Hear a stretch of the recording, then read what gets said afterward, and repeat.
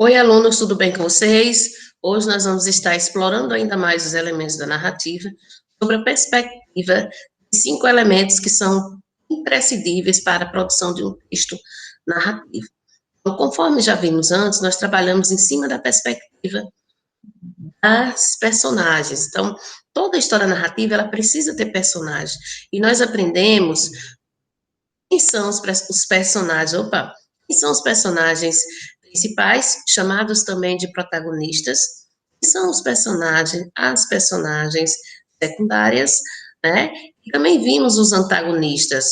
Os antagonistas, eles são personagens que são considerados como vilões da história. Já os protagonistas, o herói ou a heroína da história. E os secundários, aqueles que participam da história, porém não tem tanta relevância como os dois citados. Bom, hoje eu vou aqui partilhar com vocês, dando continuidade aos nossos estudos. E aqui, o nosso assunto em curso. Deixe-me passar, aqui foi um texto que nós já trabalhamos, também já fizemos a correção.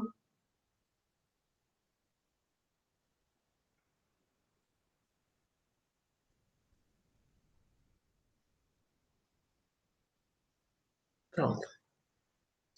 Outra parte importante, de bastante relevância no texto narrativo, é o tempo, né? O tempo, ele retrata a duração em que se dá a ação, demarcando quando ela aconteceu. Então, o ano passado a gente viu muito na aula em rede falando sobre isso, sobre as marcas temporais. Toda história, ela tem marcas temporais. Em algum momento da história, faz referência ao tempo em que ela está acontecendo. E aí, dando sequência, o tempo caracteriza a desencadear dos fatos. Pode ser classificado em dois tipos. Percebam que o tempo, no texto narrativo, ele pode ser cronológico e pode ser psicológico. Vamos aprender agora a diferenciá-los. O tempo cronológico indica quando a ação aconteceu. Dias, meses, anos, séculos, horas, minutos, segundos. O tempo da narrativa é objetivo e se mede pelos ciclos regulares da natureza. Então, vai haver momentos na história que pode haver referência à manhã, à tarde, à noite, a estações, ciclos lunares. Aqui a gente chama de marcas temporais. Por convenções, né, relógio, calendário, data, por ciclos existenciais, nascimento, juventude, velhice, morte. Ok? Isso faz referência ao tempo cronológico. Já o tempo psicológico é aquele que é subjetivo, é aquele que está aqui dentro da mente, ok? É subjetivo. Ele acontece no interior dos ou das personagens e seu fluxo se relaciona com o ritmo das emoções, sensações que eles ou elas estão vivendo. Retrata a duração interior dos acontecimentos e é expresso pelas lembranças e pelos sentimentos das personagens. Então, dentro do texto narrativo, nós vamos encontrar vários gêneros. Um gênero chamado memórias literárias, né? Também tínhamos, o ano passado, nós trabalhamos com o livro de Geni Guimarães, né? Da ternura, em que o tempo, muitas vezes, ele era psicológico, porque ele estava aqui nas lembranças dela, certo? Havia aquele retorno, havia aquela lembrança, algo que estava dentro do interior, diferente do cronológico. Então, o cronológico, ele vai contar o tempo, né, daqui para frente, fazendo referência a essas marcas temporais, de manhã, tarde, noite, estações, né? Mas o psicológico é o que eu já falei para vocês, né? Ele retrata o que está no interior e é bastante subjetivo, ok? Então, se cair na prova, quais são os tempos que fazem parte do texto narrativo, então, de cara, tempo cronológico, tempo psicológico, ok? Já o espaço é o local onde acontecem os fatos, onde as personagens se movimentam, ou seja, onde as personagens realizam as ações, ok? Então, onde foi que aconteceu? Foi numa praia, foi numa cachoeira, né, foi num oásis, né, um arquipélago. Dentro desse espaço, a gente tem um espaço físico, ok? Então, o espaço, ele não é só esse espaço de beldade, de beleza, não, a gente vai encontrar outros espaços também marcantes nas histórias narrativas. Vamos lá, olha só, nós temos também dois tipos. O primeiro é o espaço físico, que compreende os locais geograficamente delimitados, as paisagens rurais e urbanas, os ambientes abertos, fechados, naturais, artificiais. Observem aqui, semelhante com a realidade de vocês, das comunidades. Então, aqui é um espaço físico, é um espaço natural. Na segunda imagem, nós temos também um espaço natural. Na terceira imagem, nós temos um espaço, um ambiente aberto, né? Então, aqui nós temos um ambiente urbano, um espaço aberto, onde pode muito bem acontecer uma história narrativa. Alguém construiu uma história e pegando como plano de fundo o centro da cidade de Juazeiro e o espaço urbano, né, dali daquela rua do ofício, em que as pessoas se movimentam. Também pode ser usado um espaço rural, como eu já coloquei aqui para vocês. Aqui é uma das comunidades do Salitre. Aqui também cenas de um filme que foi gravado também no Salitre. Então, pode ser chamado de espaço físico, tá bom? Locais geograficamente delimitados, as paisagens e os ambientes rurais e urbanos são chamados de espaço físico. Já o espaço psicológico é o próprio mundo interior dos personagens, das personagens, os diferentes fenômenos psíquicos, os traumas psicológicos, os projetos que arquitetam seus conflitos íntimos, tudo acontece no espaço da sua interioridade. Então, o espaço psicológico é aquele espaço que acontece aqui na cabeça, na mente das personagens, tá bom? Então, físico fora, ambiente rural e urbano, espaço psicológico é o espaço da mente, da cabeça de cada um personagem, de cada uma personagem. Deu para entender? São dois tipos de espaço. Nós já sabemos o que são personagens, sabemos também o tempo e agora, mais uma informação, como elemento narrativo, o espaço psicológico. O narrador, gente, é extremamente importante nesse processo de construção de um texto narrativo. Não existe história narrativa sem um narrador. O narrador, ele tem que estar, é ele que vai conduzir, né? Então, vamos aqui conceituar. O narrador é o sujeito que conta, que narra a história, que atua como um mediador, intermediário entre a história narrada, o leitor, receptor, ouvinte. Bom, é ele que vai conduzir a história. A partir do contar dele, do olhar dele, a gente vai compreender o início, meio e fim do texto narrativo. Vamos ver aqui os tipos. O narrador, o foco narrativo, classifica-se em 3 modalidades, certo? Então, são 3 as modalidades. Não, podem existir. Narrador-personagem? Pode sim. Quem é o narrador-personagem? É aquele que conta, narra a história, mas está dentro dela, tá? Ele vai estar dentro da história, ele vai estar participando do enredo. Okay? Ao mesmo tempo que ele conta, demonstra também sua cota de envolvimento com a trama, geralmente narrada em primeira pessoa. Então, quando vocês estiverem lendo um texto narrativo e tiver a presença do eu, do meu, do minha, eu vivi, eu consegui, né, as ações caminhando em primeira pessoa, os verbos em primeira pessoa, vocês tenham certeza que ali há a presença do narrador personagem. Ao mesmo tempo que ele está contando a história, ele está participando dela. Olha que legal, ele está participando da história sim, ok? O outro, narrador observador, o mais comum, mais utilizado nos textos narrativos. É aquele que apenas se limita a descrever os fatos sem se envolver com eles. A narrativa acontece na terceira pessoa, tá bom? Acontece na terceira pessoa.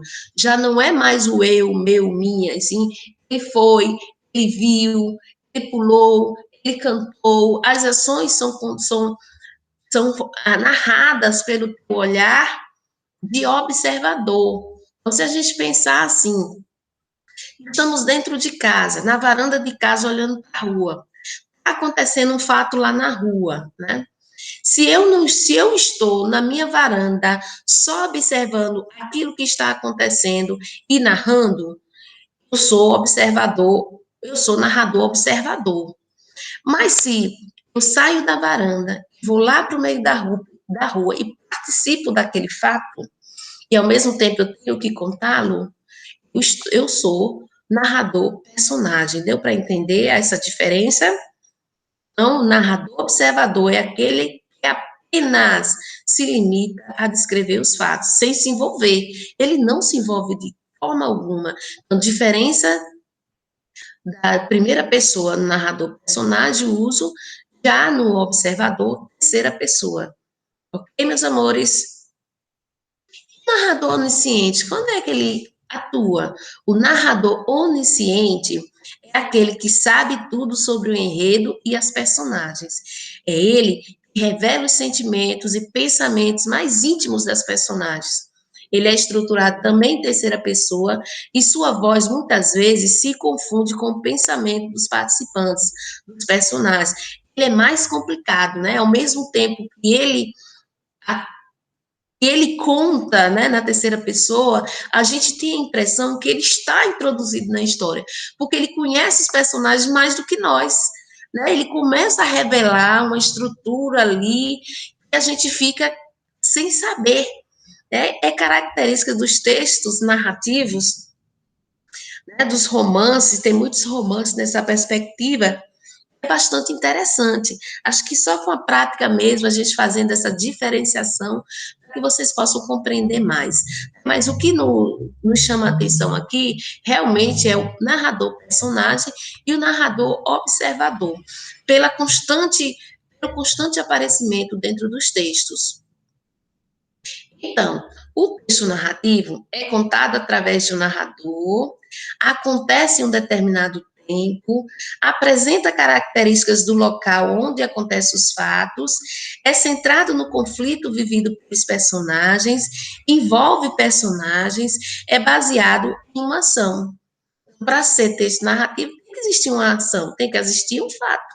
Esse fato pode ser real, pode ser inventado, como as histórias que nós já lemos até agora, todas elas ficcionais, mas todas elas com começo, meio e fim.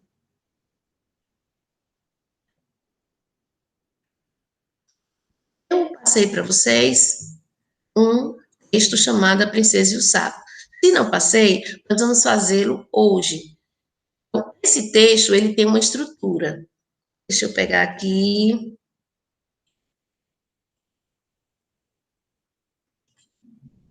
mostrar para vocês.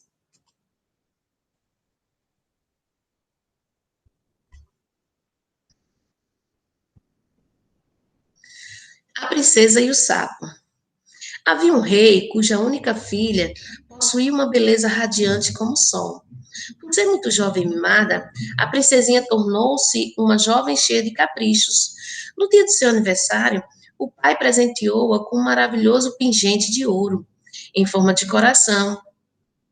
E a princesinha, encantada com o presente, pendurou-o numa corrente e nunca mais se separou do seu dourado coraçãozinho.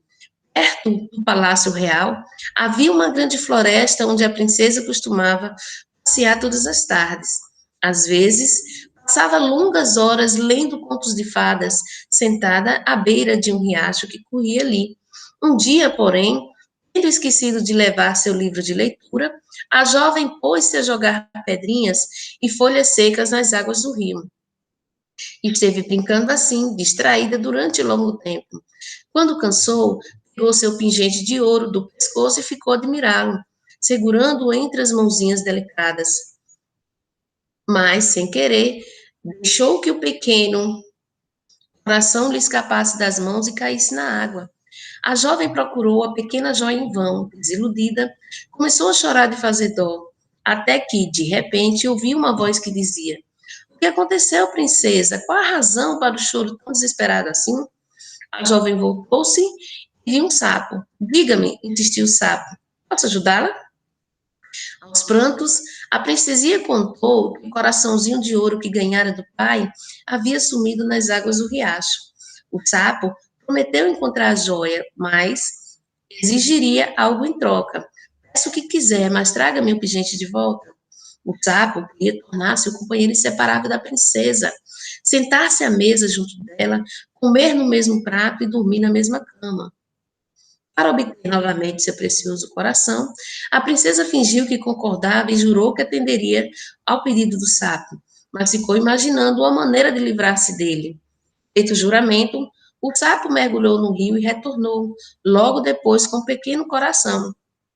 Aproximou-se da princesa e delicadamente depositou a joia a seus pés. A moça apanhou o pingente, mas que depressa saiu em disparada, deixando o sapo feito bobo, sem poder acompanhá-la. O pobre coitado ficou amargurado da vida e voltou para a beira do rio, pensando no que fazer. No dia seguinte, estando à mesa com o pai para almoçar, a jovem começou a ouvir pequenas pancadas na porta e uma voz que pedia: "Abra a porta, princesa, exijo que cumpra o que me prometeu." Era o sapo que viera cobrar a promessa feita. Ao ver aquela confusão, o rei quis saber do que se tratava. Envergonhada, a princesa confessou ao pai como enganar o sapo para recuperar o pingente de ouro. O rei era um homem bom e justo, por isso mesmo não gostou nem um pouquinho da atitude da filha. Apesar da aparência feia, o sapo ajudou-a no momento difícil. "Minha filha, ordeno que cumpra sua promessa." A princesinha já estava mesmo arrependida. Abriu a porta e acolheu o sapo. Assim, os dois começaram uma convivência em comum, porém amigável. Com o tempo, ficaram tão amigos que a princesinha já não fazia mais nada sem ouvir os sábios conselhos do sapo. Até que um dia, o bichinho adoeceu gravemente, deixando a jovem aflita. "Dê-me um beijo de adeus", disse o sapo.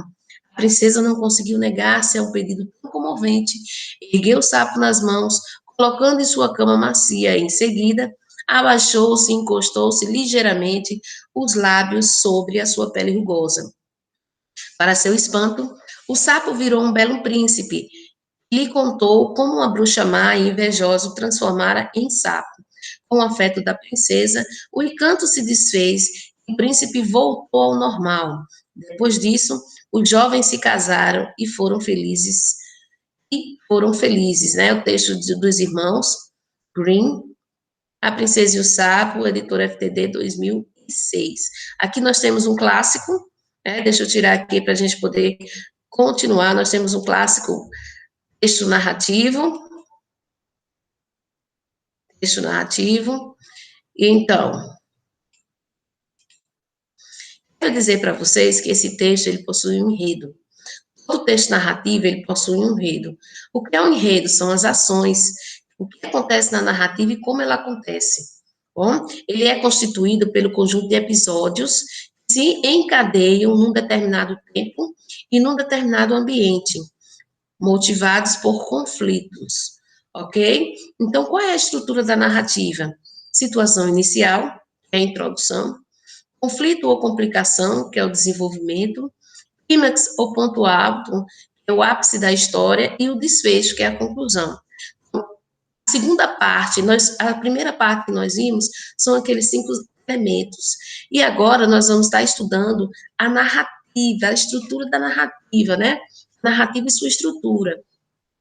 O enredo é o último elemento que a gente precisava ver, né? Que são as ações, é o resumo da história na realidade. E aí, avançando, nós temos a estrutura da narrativa. Bom, a estrutura narrativa, todo texto narrativo, ele tem uma situação inicial, a gente chama de equilíbrio. A apresentação das noções de tempo e espaço da narrativa. Descrição da situação, como habitualmente vivem os personagens principais. Também existe o conflito ou complicação, que é a introdução de um problema na história, quando um fato ou uma situação nova muda a trama. O desenvolvimento da narrativa envolve a intensificação do problema apresentado anteriormente. Os personagens principais são envolvidos em situações diversas, obrigadas a agir, a lutar com todas as forças para que a paz volte a reinar. O ponto alto ou clímax, momento de maior tensão na narrativa. Nessa etapa da história, o personagem principal entra em confronto direto com o mal e luta com todas as forças para restaurar a paz ou conseguir o que deseja. E o desfecho é a finalização, o momento em que se procura solucionar o conflito. Então, percebam que na situação inicial do texto, geralmente o primeiro parágrafo, toda a história é mostrada ao leitor, né? É onde vai apresentar a personagem, é onde vai ver a apresentação das marcas temporais, do tempo, né? Aonde a história está acontecendo. Então, há uma situação normal acontecendo. Daqui a pouco há uma quebra de expectativa, né? O que é que acontece? Acontece um conflito, alguma coisa aconteceu. Então, a princesa estava ali, né? Linda, esbelta, filha de um rei. Daqui a pouco ela saiu, né, e aconteceu alguma coisa, o pingente dela caiu. Eita, aconteceu um conflito, uma complicação, vai mudar a história.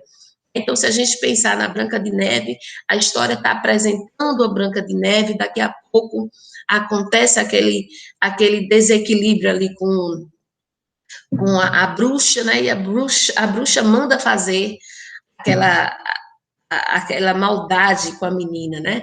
Também, na Cinderela, nós temos a questão da menina que tinha um pai que vivia com a família, sem a mãe, mas vivia feliz. De repente, o pai foi viajar e morreu. E ela se vê, né, maltratada junto com a madrasta. Então, o conflito acontece. Já o ponto alto é quando a história tá sendo contada, aí daqui a pouco chega aquele momento de maior expectativa, né?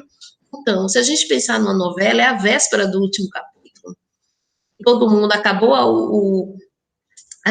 vai chegar o último capítulo, Neita, eu não posso perder a novela hoje.